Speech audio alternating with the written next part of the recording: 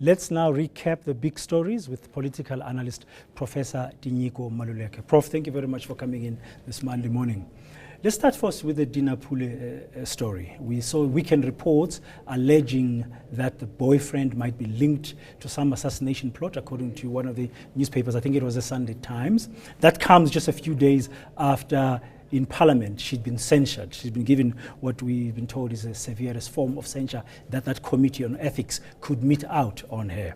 Now, just wondering, I mean, she's an MP. She's no longer a minister, obviously. She's no longer in the cabinet, because we could be asking maybe why is the president still keeping her in cabinet. But she's no longer there. But I've just been wondering, as an MP, beyond the ethics committee, surely the ruling party, when it looks at its MPs, wants a particular level of integrity.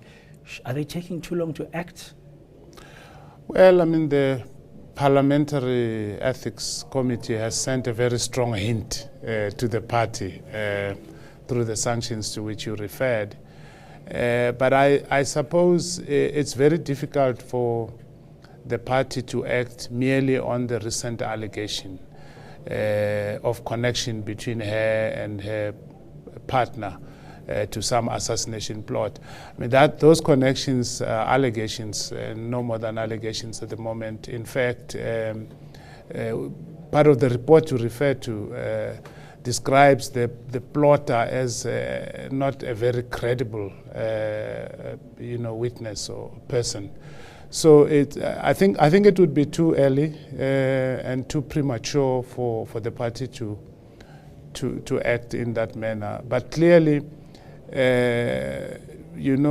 allegations of assassination plot are serious enough, whether they are based on fact or not, because you don't want a situation where you say, hey, we were warned and nothing was done. So I think it's right that the security in Parliament and the police are taking it seriously. Yeah, but then the party would act based on evidence, but you think they should be looking into it anyway, because the allegations, even if unproven yet, should make them think about what is actually going on here, particularly after the censure, which was described by the MP Ben Churok, who chaired that committee, as very serious. Well, I think the party should take it seriously overall. I don't know that they should necessarily stick a about to be guilty sign on Dina Pule, on this particular one. Definitely. The problem with corruption is that if corruption continues unabated, the next phase are assassination plots and of the kind that we are dealing with now.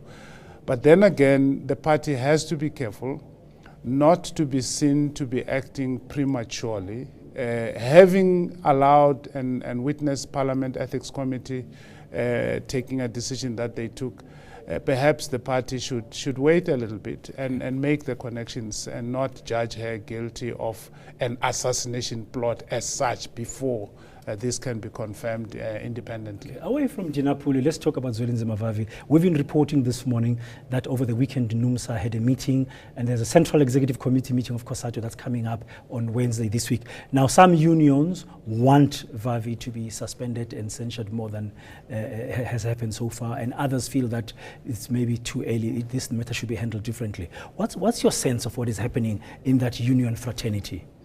Well, it is clear that while this matter that happened between Vavi and the woman in the office may have been non-political on the face of it, the decision as to what is to be done has become very, very politicized.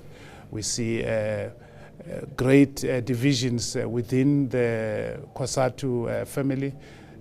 Some people feeling that it's not even necessary to convene a meeting to discuss this matter.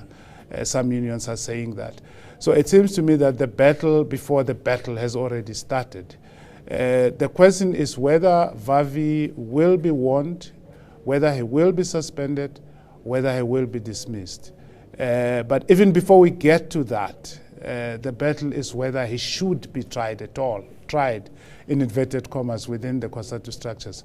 So we will have to wait and see whether the Central Committee is able to meet and take a decision. Some people have questioned the fact that the letter inviting people to this Central Committee meeting is not signed by the General Secretary, being him.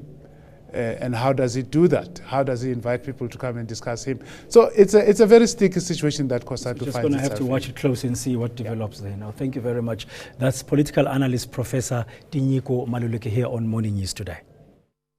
News that moves. eNCA.com.